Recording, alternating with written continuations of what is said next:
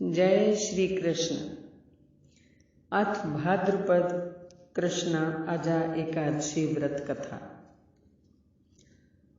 युधिष्ठिर बोले, हे जनार्दन, भाद्रपद के कृष्ण पक्ष में किस नाम की एकादशी होती है, ये मेरी सुनने की इच्छा है, सो आप मुझे कहिए।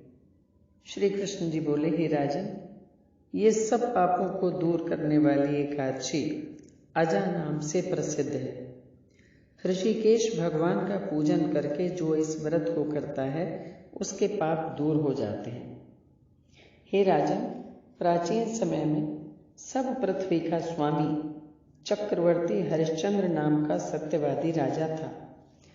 वो किसी कर्म के वश राज्य से भ्रष्ट हो गया। उसने अपनी स्त्री, पुत्र और अपने शरीर को भी बेच दिया।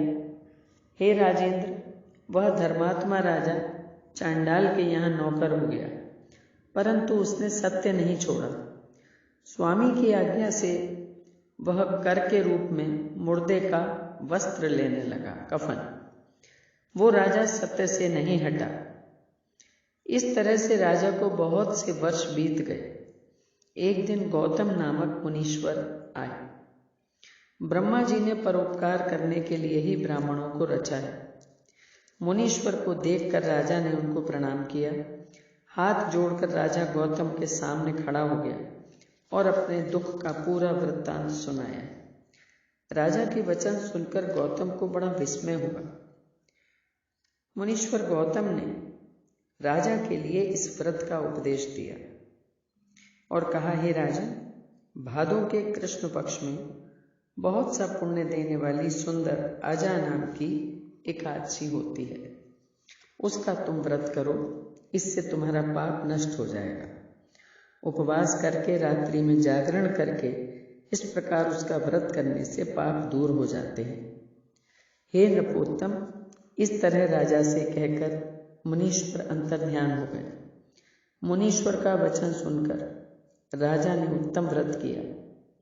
उस व्रत के करने से राजा का पाप क्षण भर में नष्ट हो गया। हे राजन, एकादशी के प्रभाव से राजा ने निष्कंटक राज्य प्राप्त किया। सब पुरवासियों और कुटुंबियों समेत राजा स्वर्ग को गया।